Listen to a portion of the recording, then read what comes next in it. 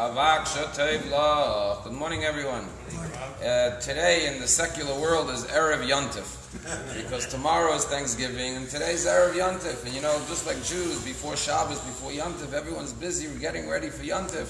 You can walk in the street, you can feel the hustle bustle. You go into Publix, the place is jammed, everyone's getting their last ingredients, getting ready for their big dinners, and everyone's getting ready for the Thanksgiving holiday. And from all the holidays, I think Thanksgiving is the most relatable holiday because it's such a Jewish concept to be grateful, to be thankful.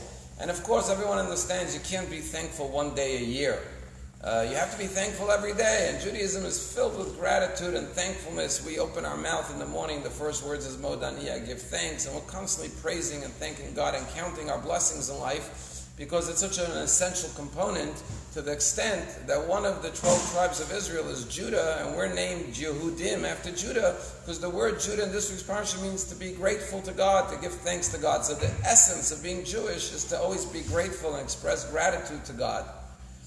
So how do you express gratitude? And here again we find the component is that we express gratitude, even in our American culture, by thinking about those less fortunate and trying to help others, because we all understand that we have to pay it forward, that if God was good to you and you're blessed in your life, you can't just keep the blessings for yourself. Your cup has to run over, it has to touch others, because there are less fortunate people who don't have the same blessings that you enjoy in life. And therefore we have to think about getting ready for this holiday, not just in terms of making sure I have all my gravy and my dips and whatever else goes with my dinner, but making sure those less fortunate have a happy holiday as well.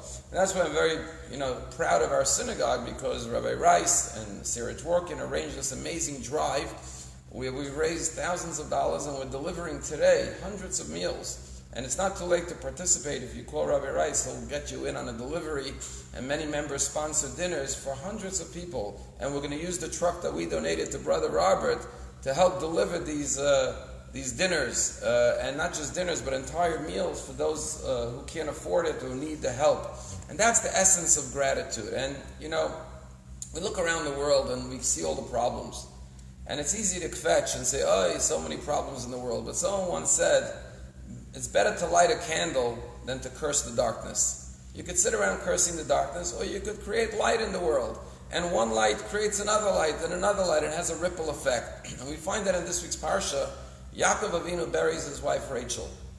And then as a reward for that, when he's on his deathbed, Joseph takes care of his burial arrangements. But unlike Jacob, who just buried Rachel on the side of the road, his son Joseph takes him all the way back to Israel with a whole entourage.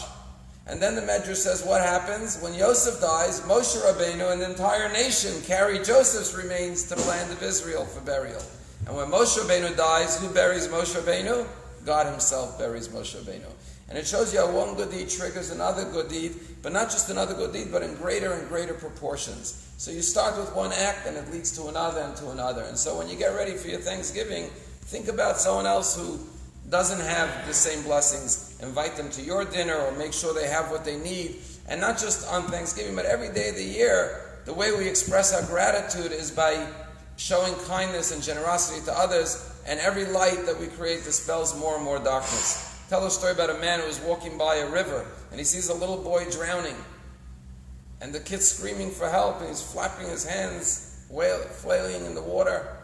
And his head keeps on bobbing underneath the water, and the man jumps in and rescues the boy and brings him to safe ground. And the boy catches his breath, and he looks to the man and he says, how can I thank you?